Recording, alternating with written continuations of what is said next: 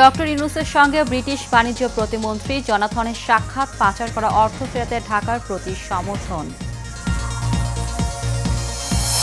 ঈদ উল ফিতরের ছুটি শেষে কর্মস্থলে ফিরছে মানুষ, রেল, বাস ও লঞ্চ ঘাটে ঢাকায় ফেরা মানুষের ভিড়। ৫৮ দিনের নিষেধাজ্ঞা শেষে সাগরে মাছ ধরা শুরু, কর্মচাঞ্চল্য ফিরেছে উপকূলের জেলে পল্লীতে। এবং তীব্র তাপপ্রবাহে ভারতের দিল্লিতে রেড অ্যালার্ট জারি, তাপমাত্রা ৫১.৯ ডিগ্রিতে পৌঁছেছে।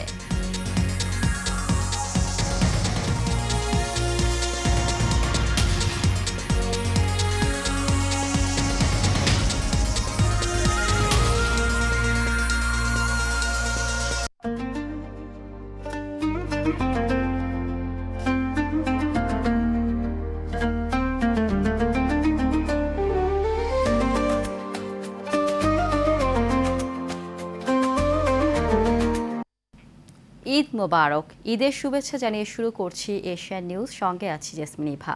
শুনছিলেন বিআরবি কেবল ইন্ডাস্ট্রিজ লিমিটেড সংবাদ শিরোনাম, এবার জানিয়ে দিব বিস্তারিত।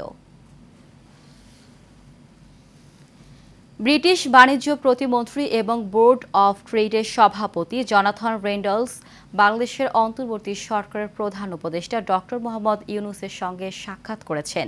এ সময় তারা দুদেশের বাণিজ্যিক সম্পর্ক উন্নয়ন ও বিনিয়োগের সুযোগ বাড়ানোর বিষয়ে আলোচনা করেন। আলোচনায় পারস্পরিক স্বার্থ ছাড়াও বাণিজ্য বৃদ্ধির কৌশল এবং বাংলাদেশে ব্রিটিশ বিনিয়োগ বাড়ানোর উপায় অন্তর্ভুক্ত ছিল। সাক্ষাৎকালে রেন্ডলস বাংলাদেশের থেকে বিভিন্ন দেশে পাচার হওয়া অবৈধ অর্থ পুনরুদ্ধারে অন্তর্বর্তীকালীন সরকারের উদ্যোগের প্রতি যুক্তরাজ্যের সমর্থনের কথা পুনর্ব্যক্ত করেন। বৈঠকে অধ্যাপক ইউনূস অর্থনৈতিক পুনরুদ্ধারে অন্তর্বর্তী সরকারের প্রচেষ্টার কথা তুলে ধরেন। বিশেষ করে ব্যাংক খাত সংস্কার, বৈদেশিক মুদ্রার রিজার্ভ স্থিতিশীল রাখা এবং সামগ্রিক অর্থনৈতিক স্থিতিশীলতা রক্ষার বিষয়গুলো গুরুত্ব সহকারে তুলে আনেন।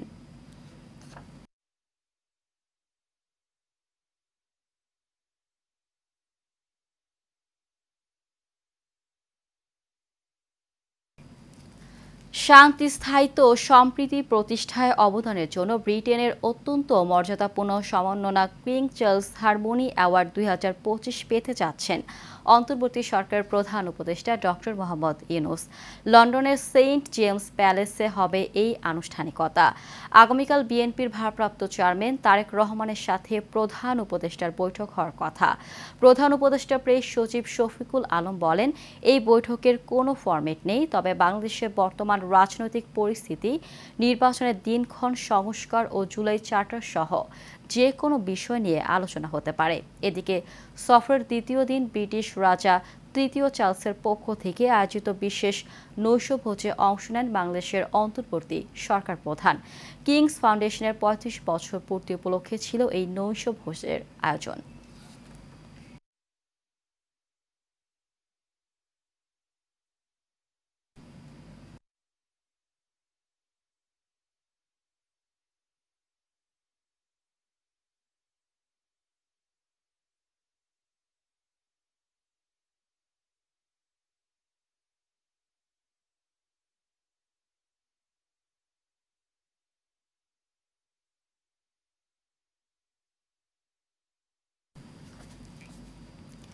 এদিকে ঈদের লম্বা ছুটি কাটিয়ে কর্মস্থলে ফিরতে শুরু করেছে উত্তরবঙ্গের কর্মজীবী মানুষ।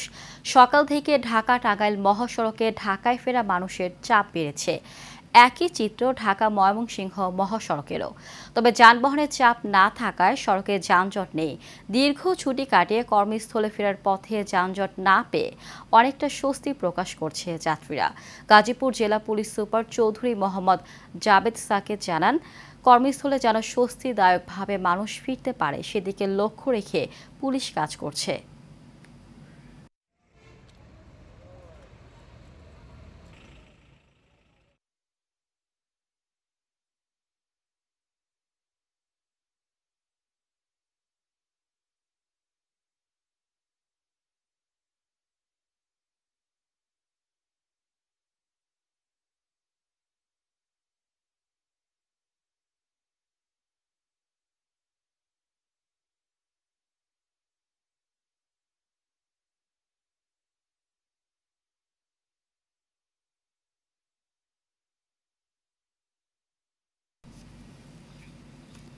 সাবেক ভূমিমন্ত্রী সাইফুজ্জামান চৌধুরী যুক্তরাজ্যের সম্পত্তি জব্দ করেছে দেশটির জাতীয় অপরাধ সংস্থা এনসিএ। বুধবার প্রতিবেদনে এই তথ্য জানিয়েছে কাতার ভিত্তিক গণমাধ্যম আল জাজিরা। সাইফুজ্জামান চৌধুরী বর্তমানে মানি লন্ডারিং মামলায় বাংলাদেশে তদন্তাধীন রয়েছেন।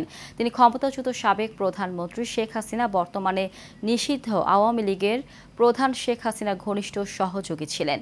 এক বিবৃতিতে এনসিএ জানায়, তারা একটি চলমান বেসামরিক তদন্তের অংশ হিসেবে সাইফুজ্জামান চৌধুরীর বেশ কিছু সম্পত্তি ফ্রিজ করেছে। এর ফলে তিনি এসব সম্পদ বিক্রি করতে পারবেন না।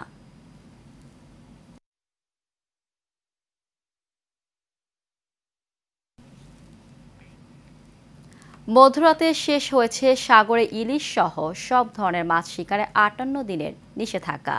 এর ফলে দীর্ঘদিন পর সরগরম হয়ে উঠেছে জেলে পোলীয় মৎস্য অবতরণ কেন্দ্রগুলো। সকাল থেকে সাগরে ফিশিং বোট ও জাল নিয়ে মাছ শিকার শুরু করেছেন জেলেরা।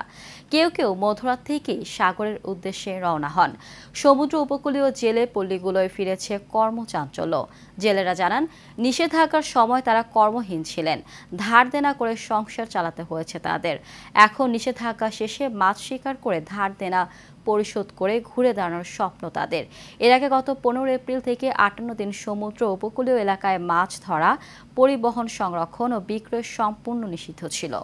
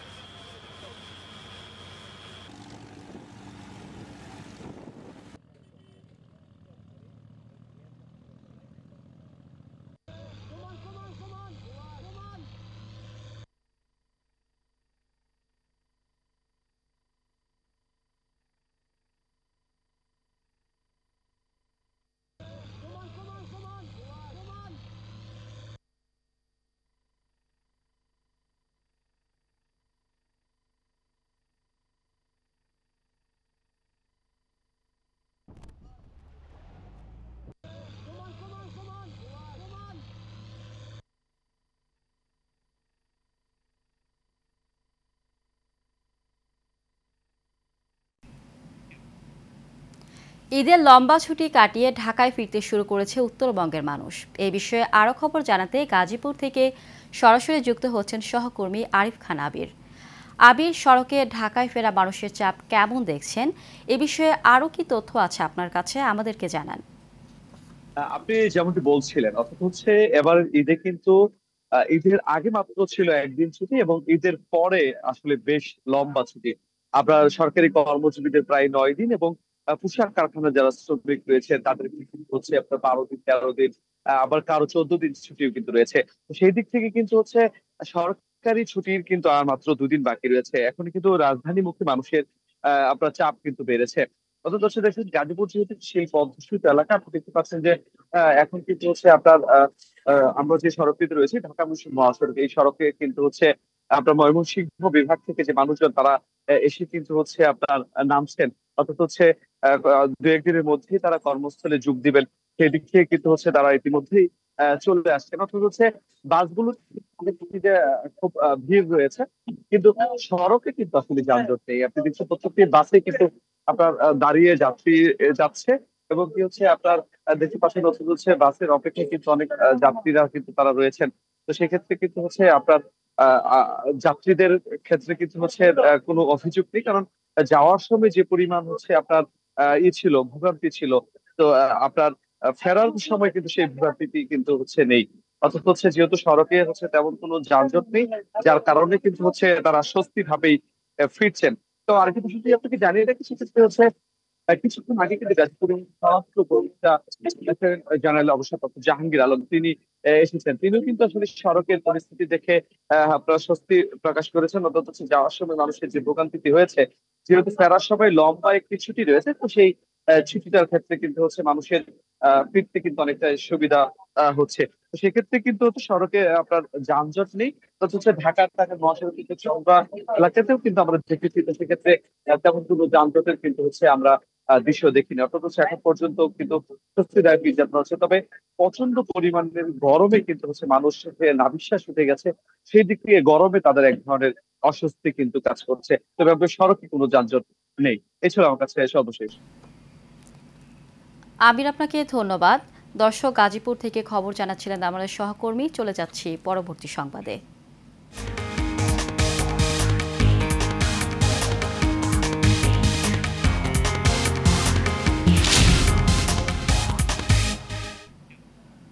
এবার আন্তর্জাতিক সংবাদ।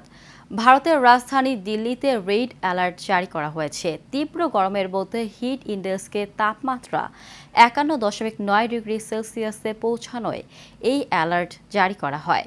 দেশটির আবহাওয়া বিভাগ বলছে, রাজধানীতে তাপপ্রবাহের পরিস্থিতি চলছে। আবহাওয়া বিভাগের পূর্বাভাস অনুযায়ী ১৩ জুন পর্যন্ত এই ভয়াবহ গরমের ধারা অব্যাহত থাকবে। এক প্রতিবেদন এই তথ্য জানিয়েছে সংবাদ মাধ্যম এনডিটিভি। সংবাদ মাধ্যমটি বলছে, দিল্লিতে প্রচণ্ড গরমের দাপটে আজ রেড অ্যালার্ট জারি করা হয়েছে। মূলত শহরের বিভিন্ন জায়গায় তাপমাত্রা ৪০.৯ থেকে ৪৫ ডিগ্রি সেলসিয়াসে পৌঁছেছে। এর সঙ্গে আর্দ্রতা যোগ হয়ে তৈরি হওয়া হিট ইন্ডেক্সকে এক লাফে পৌঁছেছে ৫১.৯ ডিগ্রি সেলসিয়াস, যা অত্যন্ত বিপজ্জনক। Heat wave conditions have also been observed over many places over West Rajasthan and at isolated places over East Rajasthan. Northwest India is facing similar harsh conditions, and those with health conditions to stay hydrated and avoid the outdoors during peak hours. India's meteorological department has issued red alert for national capital New Delhi as it sizzles under an intense heat wave. While India is facing extreme unprecedented weather witnessed across the globe, the heat has impacted not just humans but animals too. The New Delhi Zoo, special arrangements like water sprinkler, customized diet are helping animals survive this unbearable heat. Heat wave conditions have also been observed over many. আবারও দেশের খবর। ঈদুল আজহার সরকারি ছুটির ২ দিন বাকি থাকলেও রাজধানীতে ফিরতে শুরু করেছেন গ্রামের বাড়িতে ঈদ উদযাপন করতে যাওয়া অনেকেই। কেউ আসছেন পরিবারের সদস্যদের নিয়ে, আবার কেউ একাই ফিরছেন চাকরির তাগিদে। শেষ মুহূর্তে শুক্রবার শনিবার বাড়তি ভিড় হতে পারে, এই আশঙ্কায় অনেকেই আগে ভাগেই ফিরছেন ঢাকায়। আনসারুল ইসলামের ক্যামেরায় কাউসার আহমেদের রিপোর্টে দেখুন বিস্তারিত। রাজধানীর কমলাপুর রেল স্টেশনে কিছু সময় পর একের পর এক ট্রেন এসে পৌঁছাচ্ছে এবং যাত্রীরা একে একে নেমে আসছেন ব্যস্ত নগরীতে। ঈদের ছুটি কাটিয়ে ফিরতি যাত্রীদের চাপ থাকলেও রেলযাত্রায় কোনো বড় ধরনের ভোগান্তির খবর পাওয়া যায়নি। এবারের ঈদ যাত্রায় ট্রেনের টিকিট পাওয়া থেকে শুরু করে ওঠানামা শিডিউল বিপর্যয় না থাকায় স্বস্তির কথা জানালেন যাত্রীরা।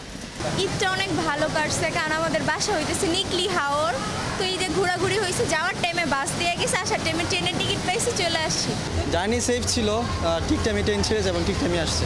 জার্নি খুবই ভালো হয়েছে, কোনো সমস্যা হয়নি, সিট নিয়ে কোনো সমস্যা হয়নি, আসা যাওয়া খুবই ভালো হয়েছে। ইচ্ছে না থাকলেও জীবিকার তাগিদে রাজধানীতে ফেরত আসা যাত্রীরা শেষ সময়ে বাড়তি ভিড় হতে পারে ভেবে আগেই টিকিট কেটে নির্ধারিত সময়েই ঢাকায় ফিরছেন। রোজার ঈদে আমাদের একটু বেশি মজা হয়, আর এই ঈদ একটু ব্যস্ততার মধ্যেই কাটে, তারপরেও আলহামদুলিল্লাহ সব কিছু মিলাই। প্রিয়জনকে রেখে আসতে আসলে কখনোই মনে চায় না, তারপরেও কর্তব্যের খাতিরে আসতে হয় আর কি। আসার সময় সবাই আর কি মন খারাপ করছে, তার সবাই ভালো ছিল, মানে ঈদটা ভালো কেটেছে আর কি। যেহেতু আমরা সরকারি চাকরি করি, ফ্যামিলি রাখে তো আসতে একটু কষ্টই হয়, তারপরেও আসতেই হয় ফ্যামিলির ভালোর জন্য। আসলে কর্মজীবনের জন্য ব্যস্ত শহরে আমাদের চলে আসতেই হয়, আর ঈদের আনন্দ বাড়ি সবার সাথে কাটানোর জন্য এই গ্যাঞ্জামের মধ্যে যেতেই হয়। তবে সরকারের স্বাস্থ্যবিধি অনুসারে মাস্ক পরার নির্দেশনা থাকলেও অধিকাংশ যাত্রীকেই মাস্ক ছাড়াই ভ্রমণ করতে দেখা গেছে। কাউসার আহমেদ, এশিয়ান টেলিভিশন, ঢাকা। সিলেট ও সুনামগঞ্জ সীমান্ত দিয়ে ৭০ জন বাংলাদেশিকে পুশিন করেছে ভারতীয় সীমান্তরক্ষী বাহিনী বিএসএফ। গেল রাতে এই পুশিনের ঘটনা ঘটে। ৪৮ ব্যাটালিয়ন বিজিবি জানায়, রাত ১:৩০ থেকে সিলেটের জৈন্তাপুর উপজেলার শ্রীপুর মোকামপুঞ্জি সীমান্তে ১৭ জন ও মিনাটিলা সীমান্তে ২৩ জন, কোম্পানীগঞ্জ উপজেলার কালাইরাক সীমান্তে ১৩ জন এবং সুনামগঞ্জের ছাতক উপজেলার নোয়াকোট সীমান্তে ১৭ জনকে পুশিন করে বিএসএফ। পরে তাদের আটক করা হয়। আটককৃতদের মধ্যে ৪৩ জন কুড়িগ্রাম ও বাকি ২৭ জন লালমনিরহাট জেলার বাসিন্দা বলেও জানায় বিজিবি।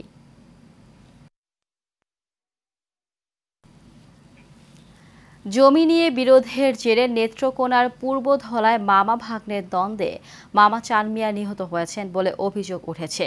পূর্বধলা উপজেলার মনারকান্দি গ্রামে এই ঘটনা ঘটে। হামলায় জড়িত এক নারীসহ দুজনকে গ্রেফতার করেছে পুলিশ। তবে মূল আসামি ফাইজুল ইসলাম ও ছেলে রাসেল মিয়া সহ সবাই পলাতক রয়েছেন। ঘটনার সত্যতা নিশ্চিত করে পূর্বধলা থানায় ভারপ্রাপ্ত ওসি মিন্টু দে জানান, দীর্ঘদিন ধরে চান মিয়ার সাথে তার ভাগ্নিপতি ফয়জুল ইসলামের জমি নিয়ে বিরোধ চলছিল।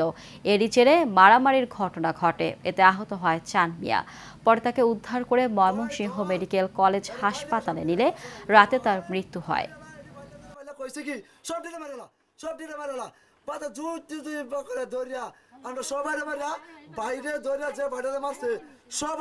আমাদের জায়গা সংক্রান্ত এই ঝাই ঝামেলা নিয়ে একটা সামান্য একটা কুটি মারা নিয়ে আমার বাইকে এভাবে হত্যা করে বাস দিয়া বাইরে পাড়ায়া গুথায় এইভাবে মারে আমার বাইকে মেরে ফেলছে। লোকজনের ভাষ্য মতে যে তাৎক্ষণিকভাবে একজন মারা গিয়েছে, পরবর্তী হসপিটালে নেওয়ার পথে যারা মারা গেছে, আরেকজন ইনজিওর্ড ছিল, পূর্বধলা হসপিটালে ভর্তি ছিল। তো তাৎক্ষণিকভাবে আমরা সেখান থেকে 2 জনকে আটক করতে সক্ষম হয়েছি। মামলা রুজু হয়নি এখনো। মামলা নাটোরে ফসলি জমির মাটি পরিবহনের সময় 40টি ট্রাক্টর জব্দ করেছে সেনাবাহিনী। সদর উপজেলার বাক্সর এলাকা থেকে জব্দ করা হয় ট্রাক্টরগুলো। নাটোর সেনাবাহিনীর ক্যাম্প সূত্রে জানা যায়, সদর উপজেলার বাক্সর ঘাট গ্রামে প্রায় 40 বিঘা ফসলি জমিতে অবৈধভাবে পুকুর খনন কার্যক্রম চলছিল। এই পুকুর খননের মাটি ট্রাক্টর যোগে আঞ্চলিক সড়ক এবং মহাসড়ক ব্যবহার করে ইট ভাটায় সরবরাহ করছিল একটি চক্র। কৃষি কাজের জন্য ব্যবহৃত ট্রাক্টর ব্যবহার করে অবৈধভাবে মাটি পরিবহনের অভিযোগে 40টি ট্রাক্টর জব্দ করা হয়। পরে জব্দকৃত ট্রাক্টরগুলো ট্রাফিক পুলিশের কাছে হস্তান্তর করা হয়।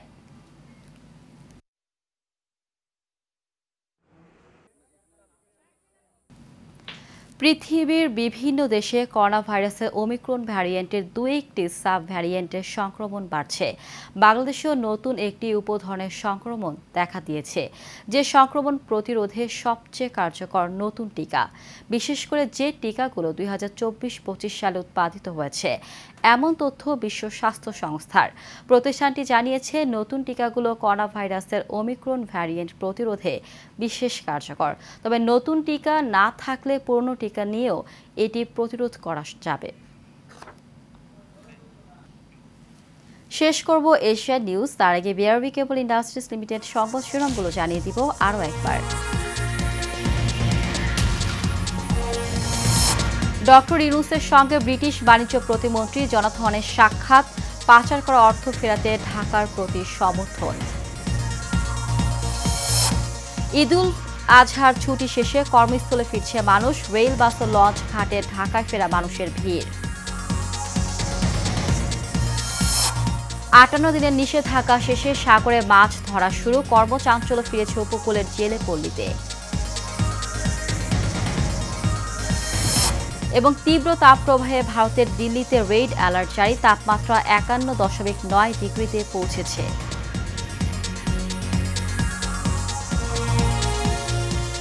এশিয়া নিউজের পর্যন্ত আমাদের পরবর্তী সংবাদ দেখার আমন্ত্রণ জানিয়ে বিদায় নিচ্ছি। ধন্যবাদ সবাইকে।